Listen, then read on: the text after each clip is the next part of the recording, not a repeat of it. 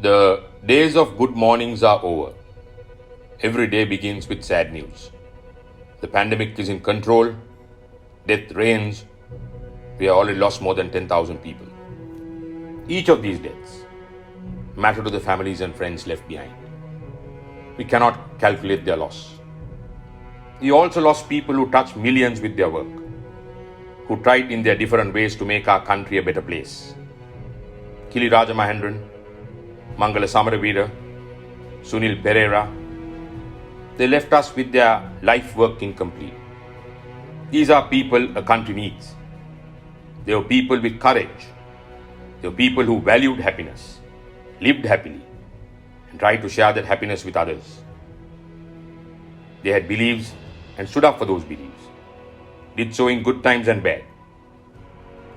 They opposed racism, religious extremism, discrimination. And in their eyes, there were no Sinhalese, Tamils, Muslims and Burghers.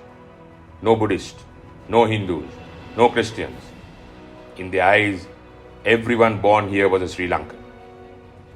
And more than that, a human being. The only caste, the only tribe they accepted was a human one. They knew that every life mattered. They hated differential treatment. They wanted a colorful country where people of all sorts could live safely and happily. They worked to make those dreams a reality. They were influenced by the conviction that social equality is the only basis of human happiness. All three of them didn't just take the weak position that they're non-racist, but fearlessly spoke against racism and were openly anti-racist. Now, why these losses? Is it the country's fate to lose its best? Was an early death their fate? Or is it because of a government that listened to myth and ignored medical opinion, allowing the pandemic to creep into every corner of the island? We just don't know.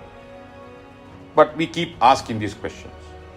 Now, we didn't value their beautiful and important message when they were alive. We were too blind and deaf. Maybe the shock of their deaths can open our ears and eyes. Maybe the grief of these losses can make us understand what they tried to tell us all their lives. They are gone, but they have left their work and their words behind. Those are like silver veins lightening the dark skies.